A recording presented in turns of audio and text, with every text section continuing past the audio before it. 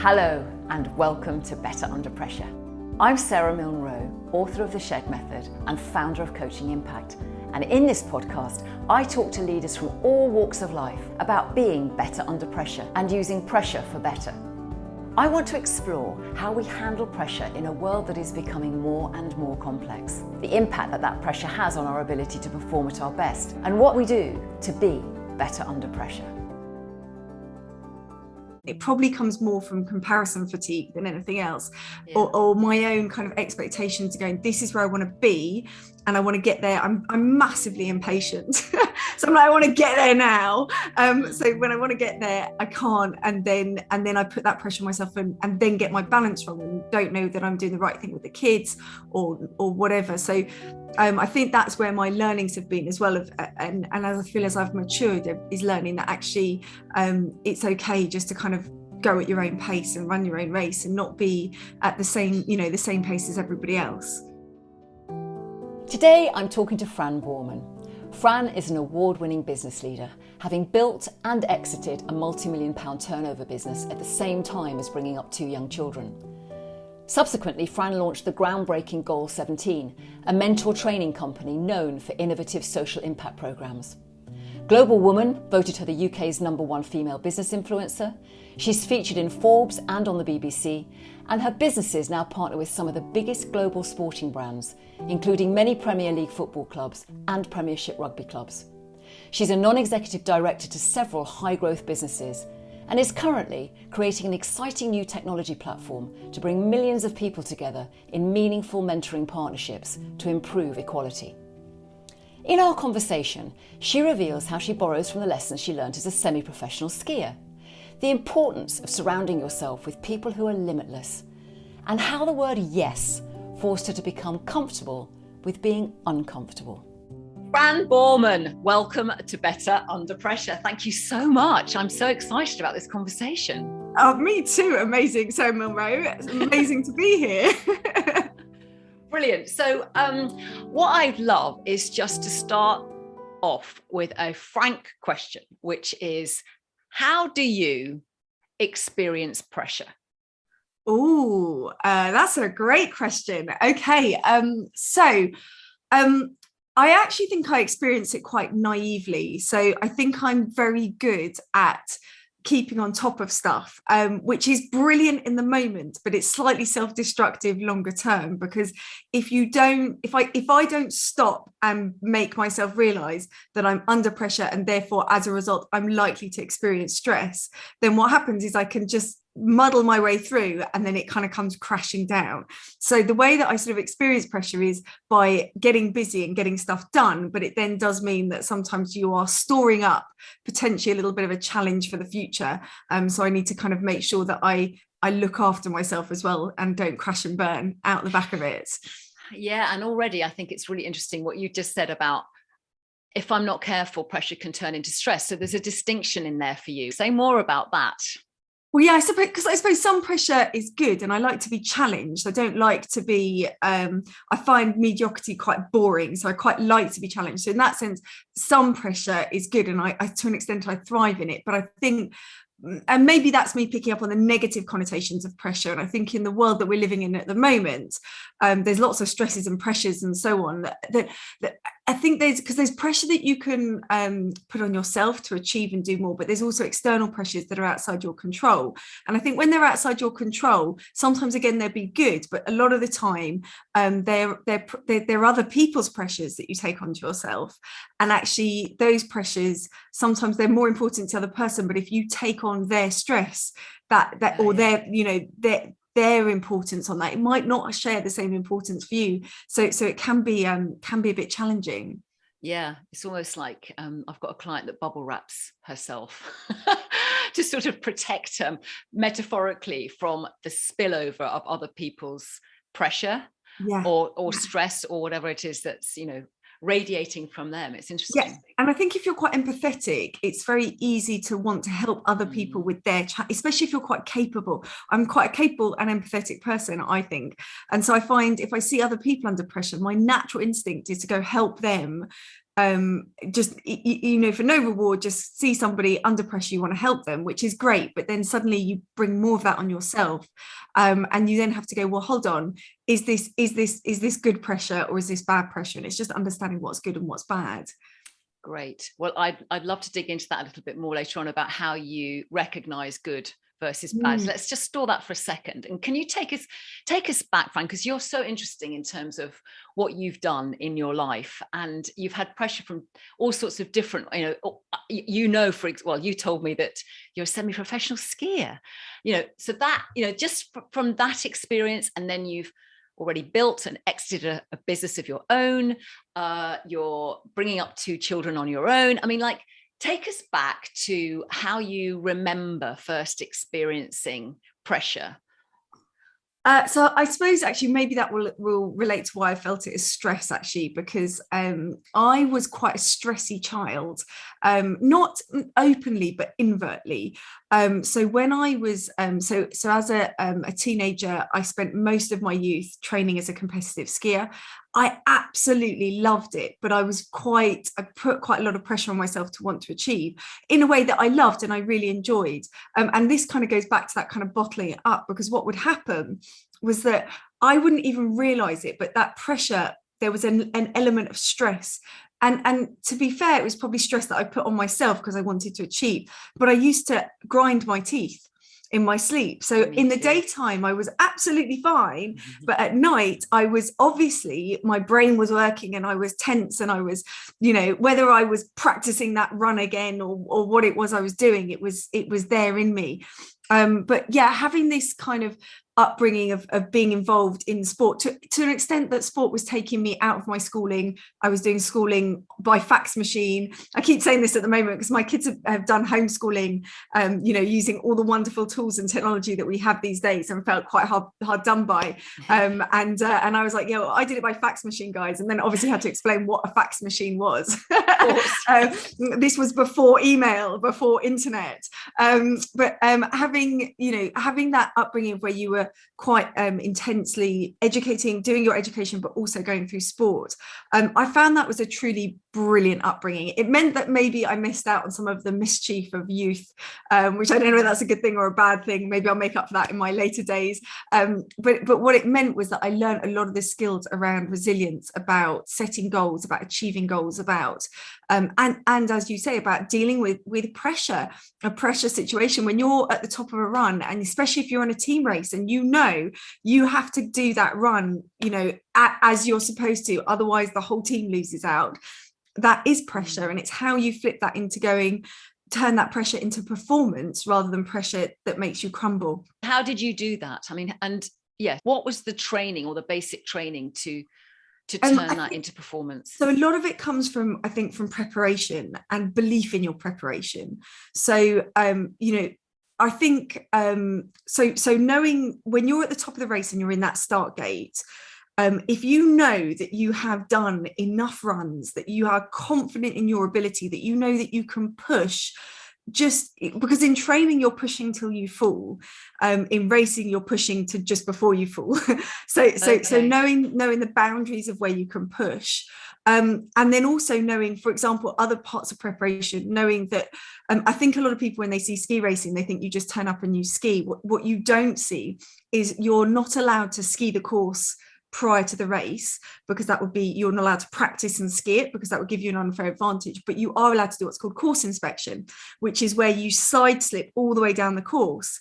And effectively what you're doing is you're memorizing it. So you're preparing yourself so that when you come out of that start gate, you already know what you're doing. You already know where you're turning, how you're hitting that gate, what angle you're hitting it from, so that when you come down that course and you're already prepared. So I think that was how you dealt with the pressure, is you went, well, look, I know that I've got the confidence and ability and belief in myself. I know that my team have got the belief in me as well.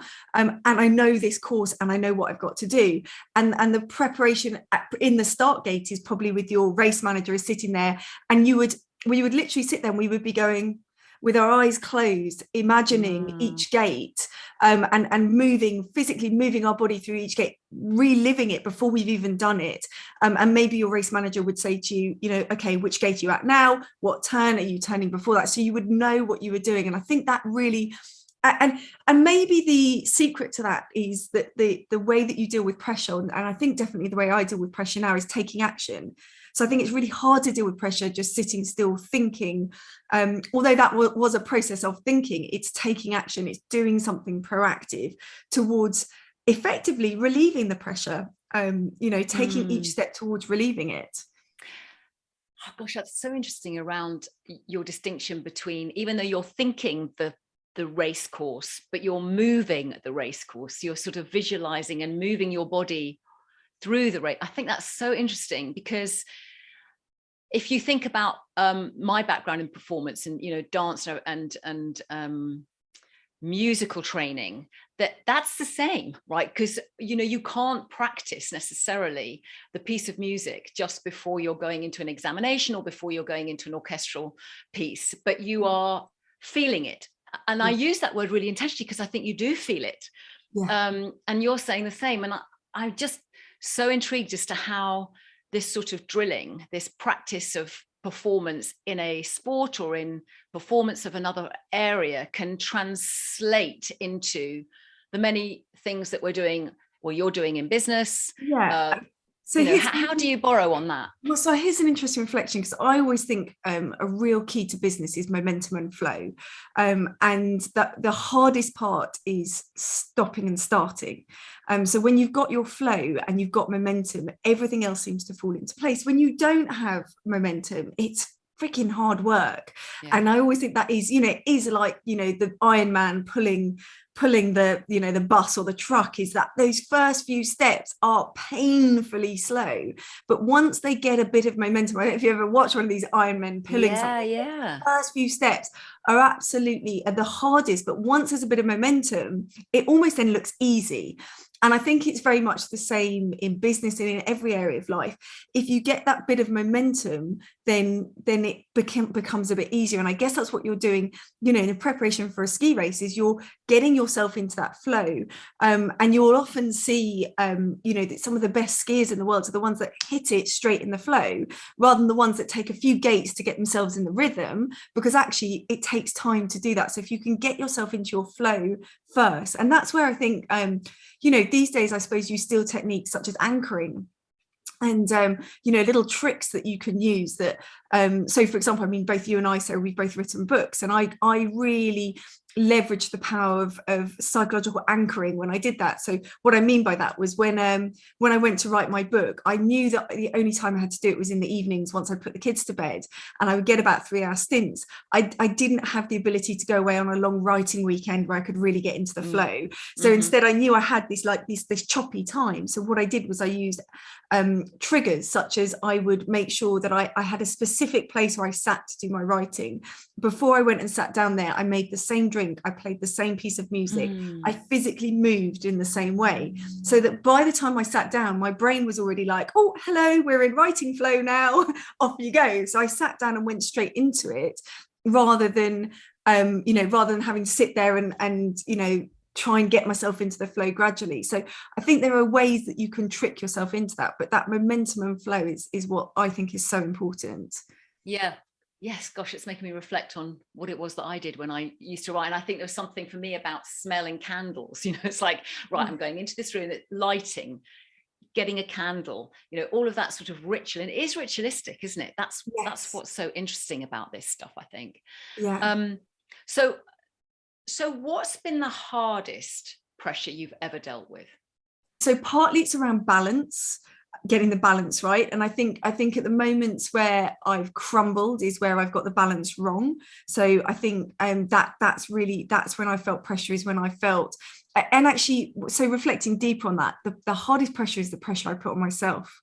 The hardest pressure is where I get frustrated with my progress, and have not appreciated maybe my current situation, and it probably comes more from comparison fatigue than anything else, or my own kind of expectations of going, this is where I want to be and I want to get there. I'm massively impatient.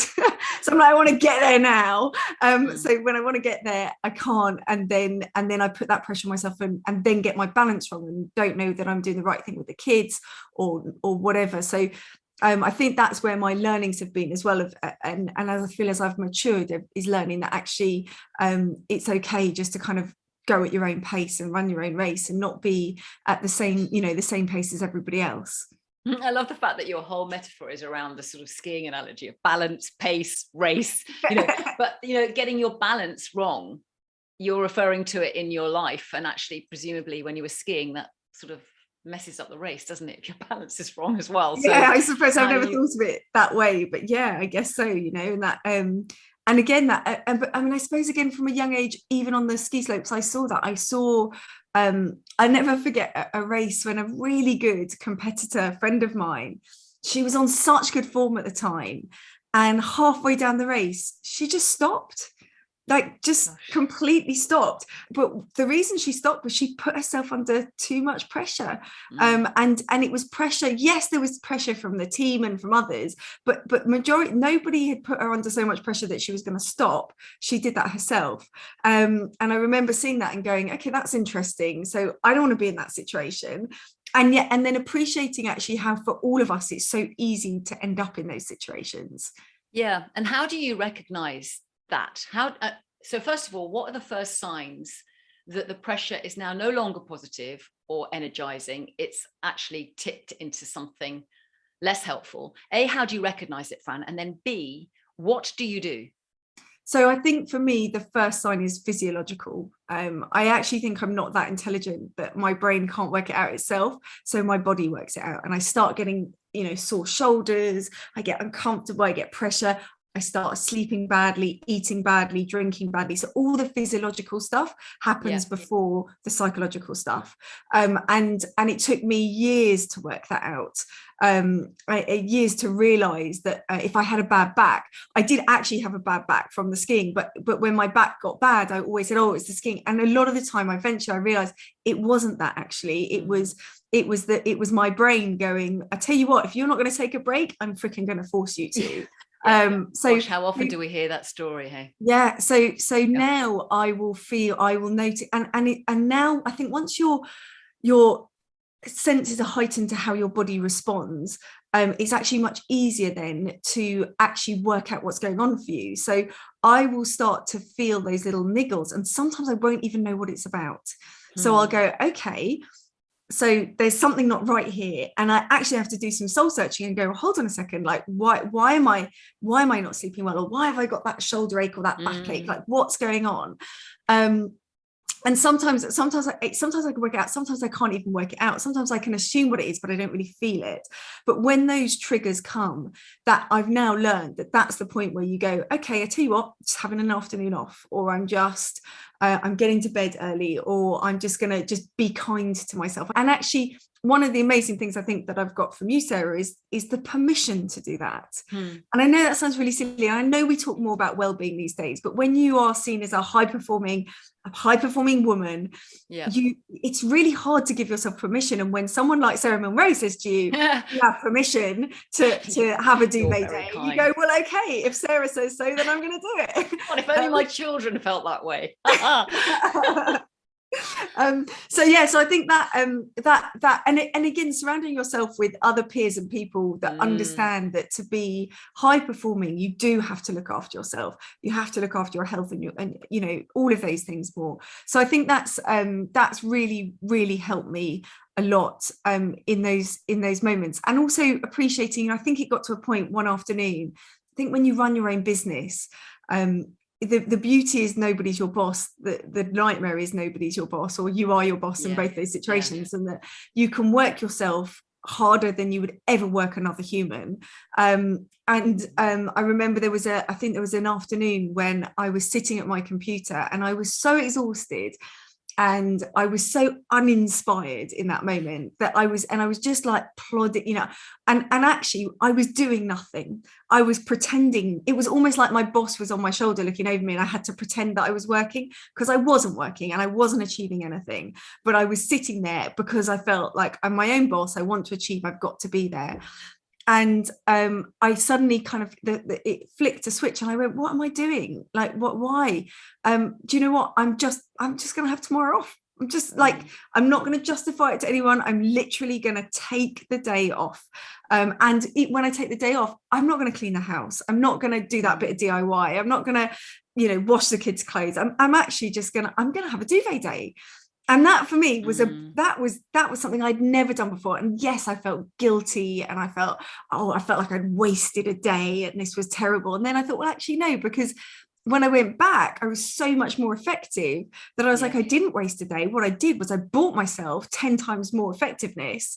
So the investment in time of nothing was actually investment in time of a load of stuff that would have taken a lot longer to happen. Yeah. And it feels so hard to do that sometimes, doesn't it? When you're in the habit of doing.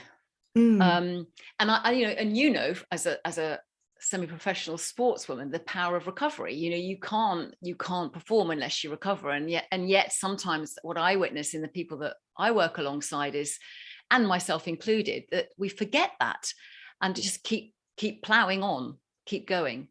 And then when you keep doing that, you lose the joy in it, right? And if you lose the joy in it, what's the point? Because then you don't. And I'm a big believer that the way you show up in the world is all about is not just about what you do. It's the passion and the way that you do it, not just what you do. And I think when you push yourself like that, you start to lose all of the other passion that you have around it, and then you're never going to be able to deliver the same performance without that side of it.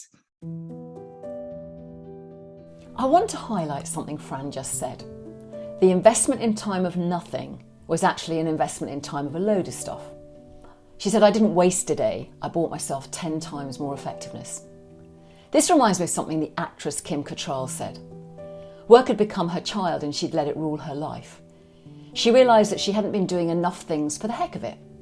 And what she called a heck of it day was a day to be funny, mess around, relax. I have a few clients who find heck of it days essential. They might call them who cares afternoons, or no plan days, or do nothing moments.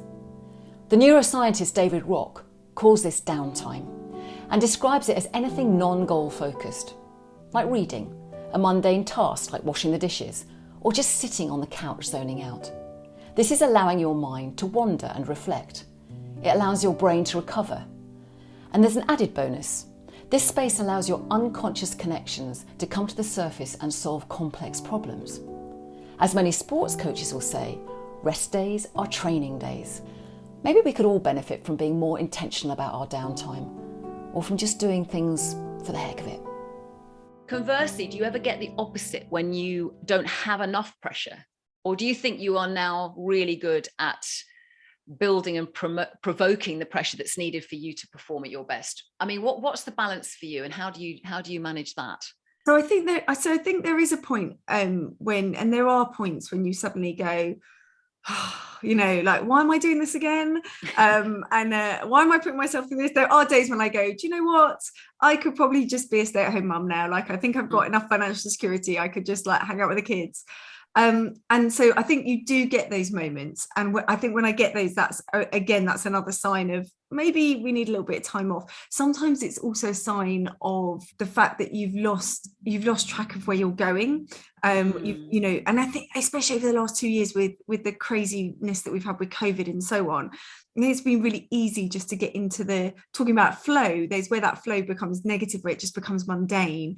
And you lose sight of why you're doing stuff, what you're doing it for. You haven't really got anything to look forward to anymore because you're just in, doing the same. It's like Groundhog Day, the same thing. And I think when you get to those points, it's time. Sometimes that's time to do introspection and reflect on, actually, what are my whys? Why am I doing this? And I think when I get to those times, it's usually because I've lost I've got so focused on doing, I've lost the connection with why I'm doing it. I still know why I'm doing it, but I've lost the real connection. And in those moments, I have to go out and find that connection. For me, I find that connection in nature. I love being outdoors. So that's my go-to place when I lose that. I find that if I go outdoors and just be outdoors, whether that be walking, hiking, something like that, that I'm given the space then I allow myself the time to daydream. And I think it's daydreaming is something that I've read quite a bit about in terms of cognitively. It's super important for you. But it's something that's almost seemed like a waste of time, a waste of activity.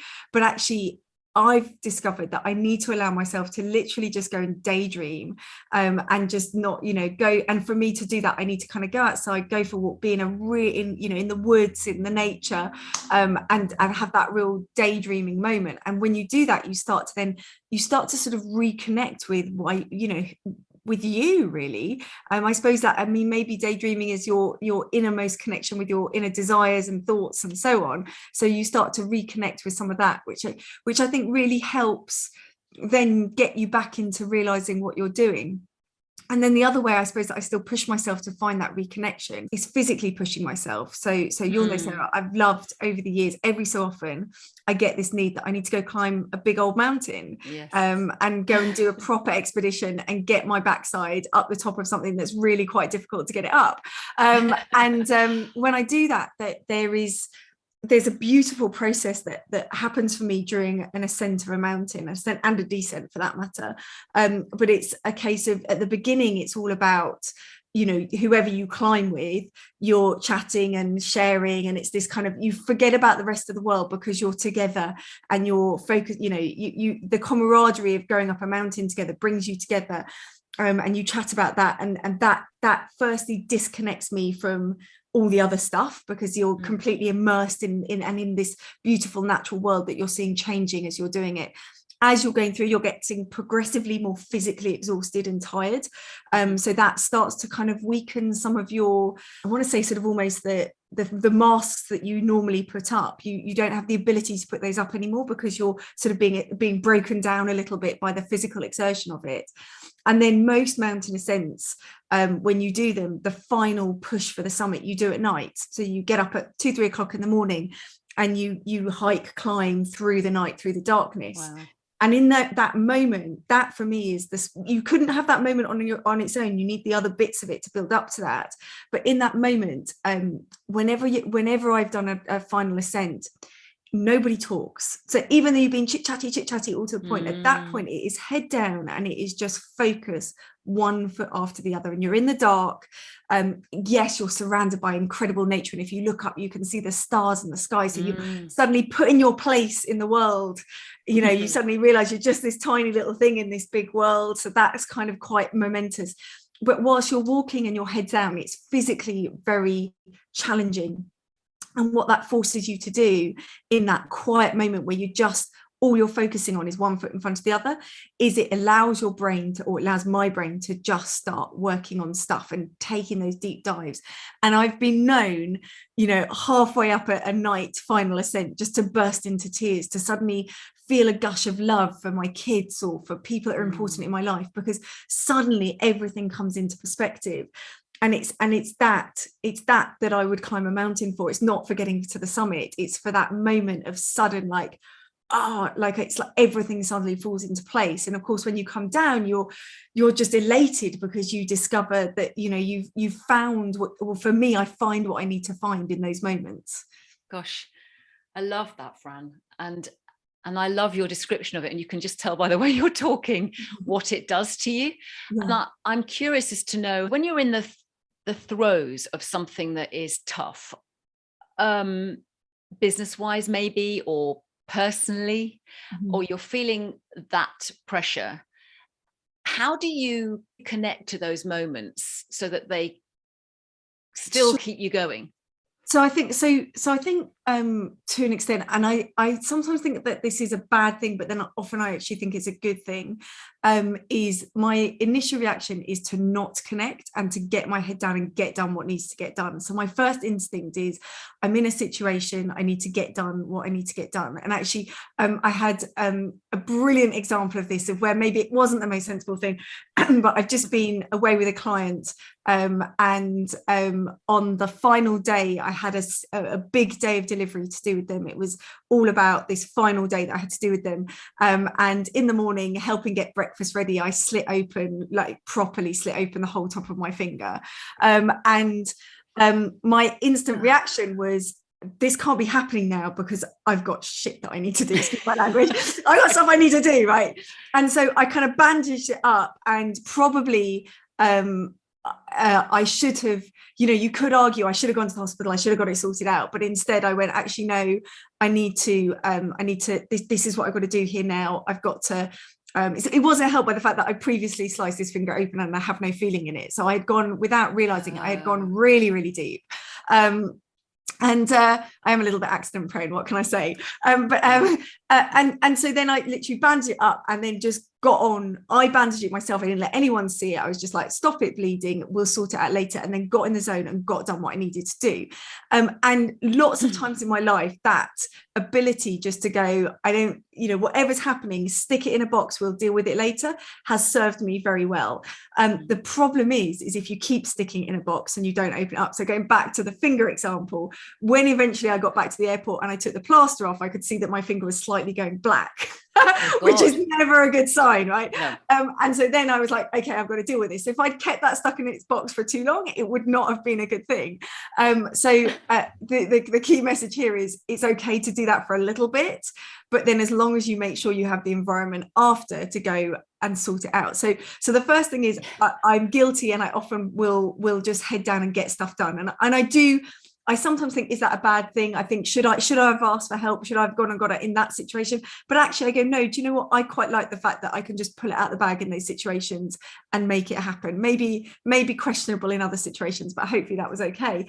God. And then after that, so then take it even out of this analogy, after I've kind of got through what I've got done, so that I feel that there is stability. And maybe this comes from, being a mother, you'll know this, when everything, the chaos is going on with your kids, sometimes you've just got to hold yourself together for them. Yes, and then when they're in bed, oh my God, it all comes out. Yes. And I think that's one of those things. So I do think that dealing with pressure sometimes is holding it together until there is the right moment to relieve the pressure.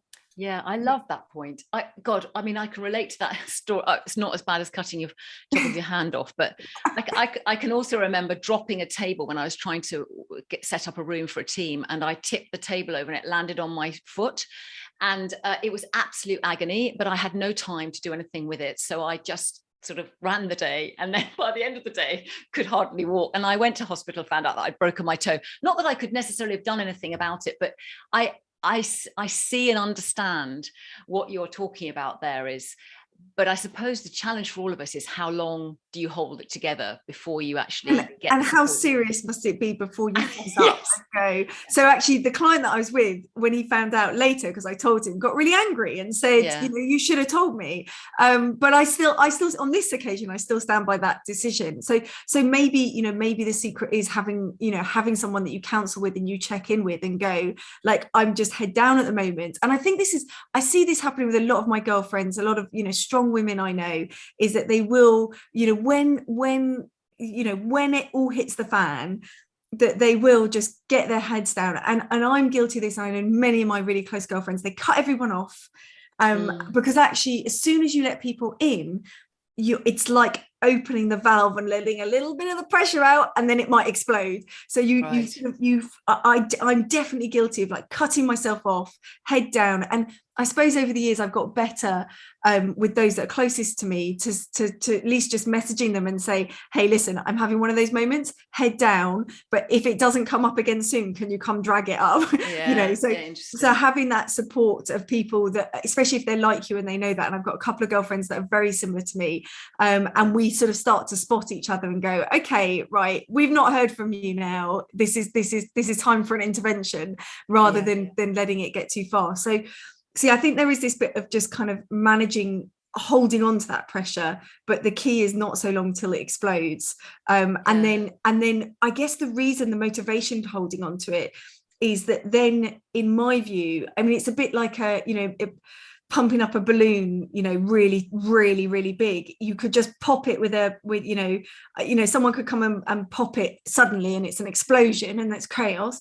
Or you can very controllably let the air out through the valve. And I guess that's what I'm trying to do, is I'm controlling those situations, even if it means I've got to know that I've got a high pressure balloon on my hands, I'm controlling it, but then giving myself then the space to gradually let the pressure out in a way that I feel like I'm controlling that, rather than just letting it explode and happen. Interesting. And also, if you follow on that analogy of the balloon, it also potentially means that each time you do that, the balloon can get slightly bigger, stretch further. I do fundamentally believe that we all thrive if we can manage the pressure. I think we get better. I certainly, from my life, the pressure moments have taught me so much and allowed me to believe that I can do something that I felt like even 2 years ago couldn't do, if I can dare to get going and try it.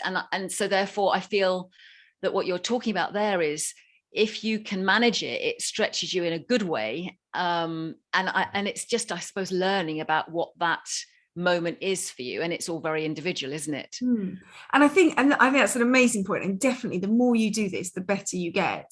The risk is the more pressure you're handling, so you know, because the bigger you're getting, the more pressure you're handling, so just making sure again that you've got the right support structure to relieve that pressure. But I think where the growth for me comes is that is in my understanding of actually what is my pressure and what isn't, and not taking on the pressure of either the societal perceived pressure, you know, pressure that, you know, I mean, gosh, I see this all the time with mums, the pressure to be the perfect mum. I mean, actually, other than your kids, who should give a damn? So it's really easy sometimes to take on pressure, other people's pressure, and your own perception of pressure, rather than actually what is pressure. And I think where that balloon expands is where we suddenly go, do you know what, that thing, I would have taken that as pressure before, but now I'm just taking that it's a thing, and I'm not going to let it affect me, because actually it's not my concern, it's not my issue. So I think that's where there's real stretch, and I think that's where I find I grow in my ability to take on pressure, is in that ability to go, what's my pressure and what's not my pressure. And how do you that's so useful, Fran, but how do you distinguish, how have you learned to distinguish that? Because you said earlier on that you were very empathetic and you like fixing things and you like helping people and supporting them. And I how do you distinguish, okay, enough? Yeah, okay, so I think it's experience. Okay. And Sarah, you know a lot about my life. You'll know that I've taken on pressure. I take on pressure of other people inappropriately. Sometimes I want to help them too much and I take on their pressure. But every time I do that, and I know that I kind of almost have to go through that course of doing it to then come out the other side and go, I didn't need to take that on. So sometimes I'm a big believer that the best way to learn is to experience. So sometimes there's that. So maybe in your pressure journey, it's learning that in that journey, you are going to have to experience that pressure in order to learn how to detach yourself from it. Yes. And I think it's that once you've gone through that journey, so as an example, taking on someone else's pressure, which I've been incredibly guilty of doing and done to extreme extents, that once you've taken on someone's pressure and you've come out the other side and you've gone, reflected on it and gone, God, I didn't really need to do any of that. But the reflection also often is not that necessarily the other person was asking you to take on that pressure, it's that you put it on yourself. So then it's also understanding that actually, and I think for me, it's understanding that, especially if we're talking about other people's pressure that you take on yourself, that when you do that, you taking on that pressure never actually helped them. You think it's helping them, but it never actually helps them. In fact, if anything, it probably hindered them, because they're now worried. They've now got the pressure on, thinking that they've put you under pressure, and that's, you know, it's like a horrible compound effect. So actually understanding that didn't help them and it didn't help you, and then it's making that conscious decision that when you notice yourself doing it, to go, I'm going to stop that, I'm going to break that habit. And I'm saying this like I've cracked this. I have not cracked this at all. It's still very much work in progress, but it is work in progress. And again, that's the difference, isn't it? It's being conscious of this stuff and going, actually, if I keep improving with every experience, with every relationship, and keep do, review, adjust, then you end up in a much better place. Oh, I love that. Do, review, adjust. I love it. So nice. It's a bit like, we have a phrase, choose, use, adapt. Yeah, it's always about threes. Very powerful. Yeah, good threes and trios. Wow, fantastic. This point that Fran's making feels really key. Those times when we find ourselves inadvertently taking on pressure that doesn't belong to us. The word inadvertently is the clue. It's not a conscious choice. In the book, I call it wagging. Those moments when we say yes to something, when we actually have no capacity or energy to take on any more. On an unconscious level, we feel that the reward from taking on that pressure will be greater than the cost. For example, saying yes to a deadline that you know you can't meet. The good news, as Fran says, is that we can learn to distinguish between pressure that is ours to take on and will help us grow, and pressure that's not ours, that we can learn to consciously detach ourselves from. Step 1 is noticing the difference between the two. Step 2 is choosing ways to detach and, as Fran puts it, do, review and adjust. Or as I would put it, become a scientist on your own behaviour. Now, you're doing something pretty extraordinary, aren't you? In terms of I know that you're always hungry for new things, but now you're doing something pretty... Can you just explain what it is that you're now absolutely immersed in? Yeah, so for the last 4 or 5 years, I've had this fascination in mentoring. I've always had mentoring running through my businesses, but really kind of took a deep dive into going, how can we, a big motivation of mine personally is all around human connection, and how do humans on a one-to-one level connect? And how can those relationships make a real difference? Mm-hmm. And from that, whether that be in business, in personal life, in relationships, whatever, I'm fascinated by human connection. And I should say I'm fascinated by it because naturally I'm not very good at it. It's sort of been my life study. I was the kid at school that really struggled to make friends. I was very shy. I was very introvert. I know people find that unbelievable to believe now, but I'm the kid, if you look back at who I'm in contact with from school, it's very few, because I really struggled to make connections and friendships, even with my siblings. I always, we're super close to each other, but if you look at their relationship compared to my relationship, I was always the one on the outside. And from that, I've sort of developed this fascination in connecting and connection. And as a result of what I saw from in business, I started to see the real power that mentoring had by bringing two people together in meaningful interactions that meant that they both helped each other progress. And I'm a believer that all connection is two-way, and it's about how both people progress. So I started a company where we started doing all sorts of interesting things around creating mentoring relationships, training corporates how to have really effective mentoring programs, and also doing programs where we took people from across societal barriers. So people that were, say, in good corporate jobs with homeless young people, and bringing them together in these really powerful mentoring relationships where everybody, the power of those relationships is that they change people for the better. So everybody shifts their perspectives and gains a greater understanding. So having done that for quite a few years, we've seen that we've had a really big impact. We've made a big difference. We've made a big social impact. We've made a big impact on all our clients. I wanted to grow it and scale it, and went back to one of my favorite phrases, which was, if not me, who? If not now, when? And went, do you know what? Somebody's got to do something big with this, and it's got to be me, because I'm immersed in this world, and this is the right time and the right place.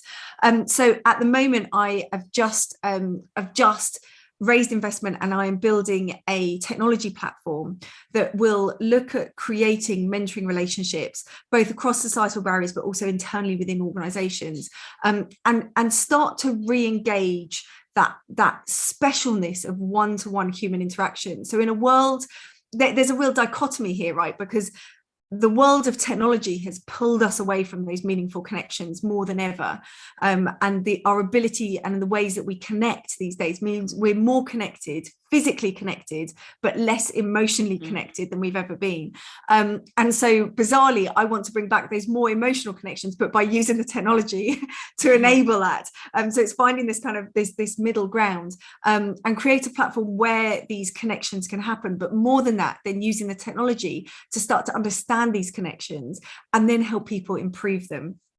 We're on a big mission to build this out, at least over the next 5 years, to get hundreds of thousands of people in these really meaningful, short, when I say short, 6 to 12 month, but effective mentoring relationships, where we start to close some gaps and barriers, break down barriers, close gaps in society, close gaps in organizations, and help people really, really live their fullest life, but through making these meaningful interactions.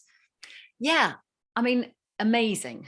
But the bit that I would like to emphasize that you're glossing over is the fact that you had no understanding of how to do that. But I know that you started to almost wireframe the whole thing out on pieces of cards on the floor. And, you know, what amazes me about what you managed to achieve, Fran, is you never seem to be put off by something that feels out of your sphere of influence. And I think that's pretty extraordinary. And when you're thinking about the phrase better under pressure, you, for me, are somebody that says, yeah, okay, I don't know how, but you're so able to somehow galvanize yourself. So I'll find a way. Like you just said, you know, I don't know who and I don't know how, but I'm going to have a go anyway. So what is it that galvanizes you to push yourself into an area where somebody else might say, I don't know how to do that, so it's really not my sphere of influence?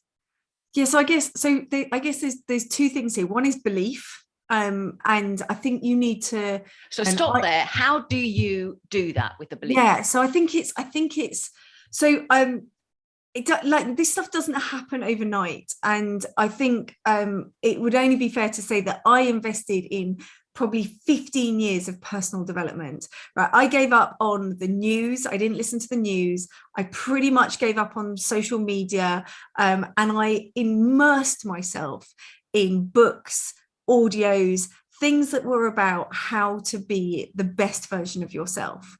And I think that's a thing that people sometimes gloss over themselves actually and go, you know, how do you become a high performance person? Well, you have to immerse yourself in that environment, and that one of the easiest ways to do it is go and read a great book that just blows your mind. But more than read the book and then go put a little bit of it into action, even if you only take one thing out of that book, but you go and start living it until it becomes habit. So I think immersing myself in that kind of environment, and then also to an extent surrounding myself with other people, I like to call them limitless people that will kind of, you know, go, yeah, you know, we'll find, you know, whatever, they're open-minded. And that's, for me, the kind of the measure of someone is not what they know or what they've done or what they've achieved, it's how much they're willing to learn. Because as far as I'm concerned, if you're willing to learn, then the world is your oyster. And I guess then that's the attitude that I've taken to myself, is to go, well, actually, do you know what, if someone else can do it, then why the hell can't I? So all I need to know is how they did it. And I'm quite system and process driven. So then I go, well, all I need to know is the secret system, the process. And the beauty is these days is it's all on YouTube. You can learn anything on YouTube, right? So, you know, all you've got to do is find someone that's good at that and then just go learn how to do it. So that was exactly the attitude that I took with this platform. I sat there and so that belief is, so firstly, there's that kind of belief in kind of building yourself up. And then it is that case of trying it. So over the years, I've tried stuff that I thought I wouldn't be good at. And some of the tips, I suppose, that I got from my early mentors was, for example, and again, people find this amazing, but I couldn't do public speaking. I was very introverted. I found it really hard. And so I had a chat with a mentor who said, look, if you want to get better at public speaking, you need one word, and that word is yes. And every time there is any opportunity to public speak now over the next 12 months, you don't even think about it, you just say yes. And so I went for a year where there was any opportunity, and I had to volunteer myself. So somebody said, has anyone got anything to say? I had to say yes, even if I didn't have anything to say. And it just forced you. So partly it's like, you just got to throw yourself in there. And when you do that, what you discover is that generally you don't sink, generally you swim. And if you do sink, there's always someone there to catch you and bring you to the surface. So you don't need to worry about it. It's very, very rare that you're going to be in a situation where you genuinely sink. You might feel like it, but you won't. And then also to appreciate that in those moments when you're most uncomfortable, that's when the biggest growth is happening. I learned to, and this came from personal development, I learned to embrace that.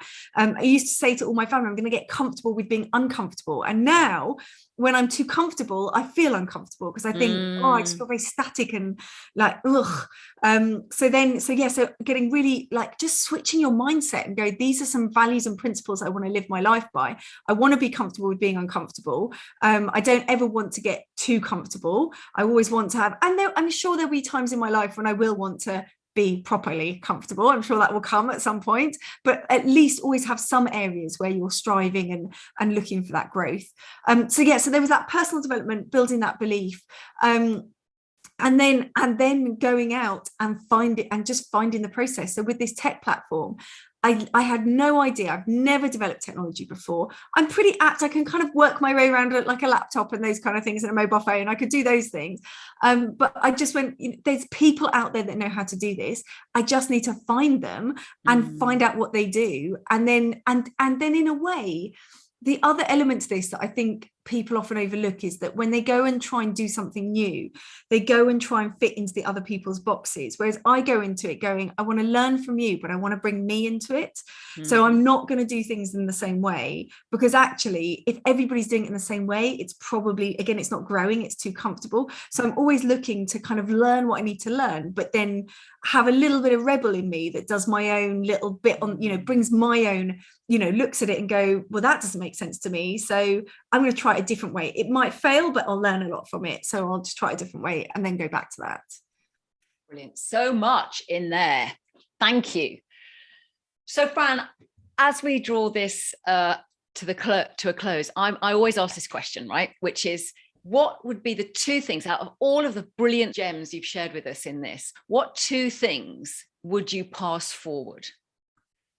Oh, two things. So one, I think, is definitely, believe in yourself, believe in your ability, and don't ever let anybody, because people will tell you can't do stuff. Don't listen to them.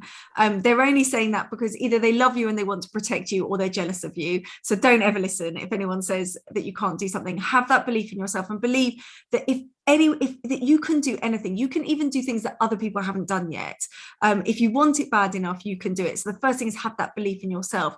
And the second thing is go find a system or a process or the support that you need to do the things that you need to do, and just go do them. And that might be, for example, finding out what ways it is that you need to relieve the pressure on yourself, or whatever it is, but find the ways that you need to do that. And don't expect to get it right first time. I'm doing more than two things now, Sarah. I'm being well, belief. What I'm hearing in there is belief, and I think there's a practice in there which is different for everyone in terms of how do you increase the volume on self-belief. And whether that's having, I've got a ring here that says everything you need is within. That helps me connect to, come on, you're self-doubting, come on, what is it that you need? You've got it, just find it. And then the second thing you're saying is, which is probably linked to the first, is surround yourself with people that are going to actually encourage that belief, or even push you further. And you've said to me before, actually, around the power of the people you surround yourself with. There's science saying you're the average of the 5 people you spend the most time with. So pick them wisely. That doesn't mean you have to get rid of your family, but just pick the 5 people you're going to hang out with the most really wisely. And that's because, again, our limits are often set by what we know and can see. So if you can only see people with low limits, that's all you're going to believe is possible for yourself. Whereas if you start to see people with higher limits, all of a sudden it automatically raises your belief in what's possible. And especially if there's one thing, about you've already heard, I love reading books and being inspired by inspirational people, and that is one way to raise your limits. But actually something about the proximity of people, when it's someone you know and you go, do you know what, if they could do that, you know, when you humanize them because you have that relationship with them, then all of a sudden they don't become some superstar, they are a real human being. And so you can then raise your limits, because you go, if they can do it, they're a real human as well. You cut them, they bleed too.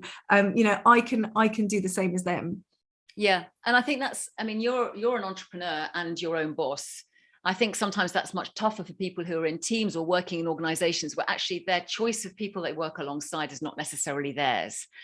What would you do with that? Well, so one thing I would say is I'm a big believer that every single person has some greatness in them, but they may not show it to you up front. So I've gone and worked with people before that on the face value, you would have thought, what can I get from this bunch? But when you get to know them, anyone that's getting through life has got some incredible story. So I look at it as my job is to find out what that story is, because when I find that story, it's so incredibly inspiring. So if you are working in an office and you're looking around and you're not feeling very inspired by the people around you, maybe it's because you don't know them well enough yet, because I can guarantee every single one of them has got some story that will make you go, whoa, that's amazing. Sometimes it may not be related to their work. It might be something they did when they were a child. It might be, you know, I've never yet met anyone where I've gone, no, can't find it. There's always somebody that has that in them.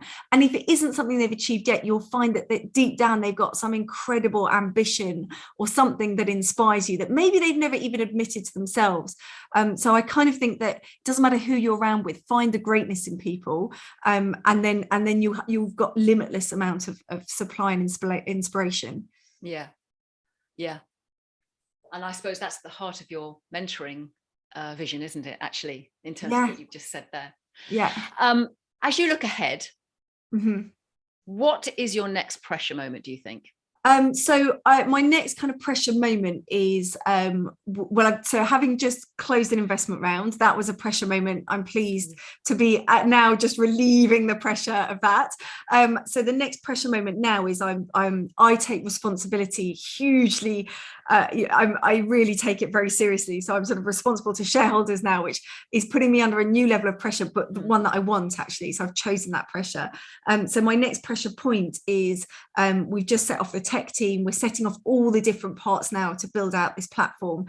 We did an initial prototype, but we're now building out the first version that's really going to go into the market.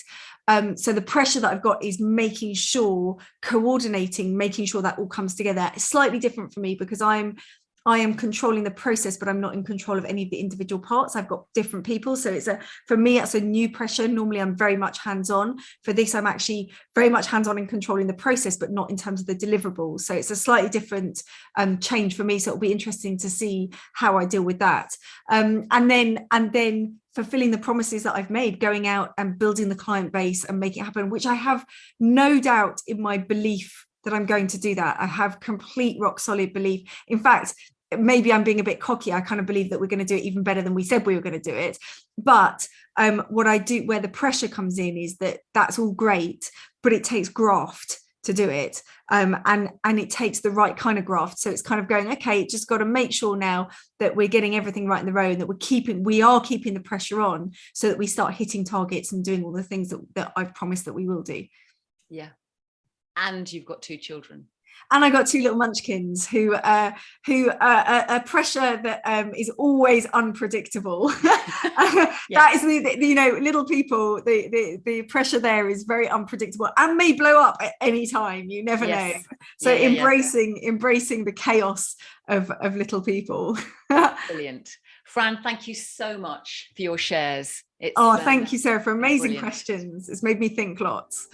Fabulous. Thank you. Thank you. Thank you so much for listening to this episode of Better Under Pressure with me, Sarah Milne-Rowe. If you enjoyed it, please do subscribe and let us know what you found useful or what you'd like to know more about. Our aim is to share as many examples as possible of what people do to manage pressure for better. If you're interested in any of the practices mentioned, check out my book, The Shed Method. Alternatively, you can find us at Coaching Impact or me on LinkedIn and Instagram. Better Under Pressure was produced by the fab team at Smart Cookie Media. Thanks so much for listening, and until next time, goodbye.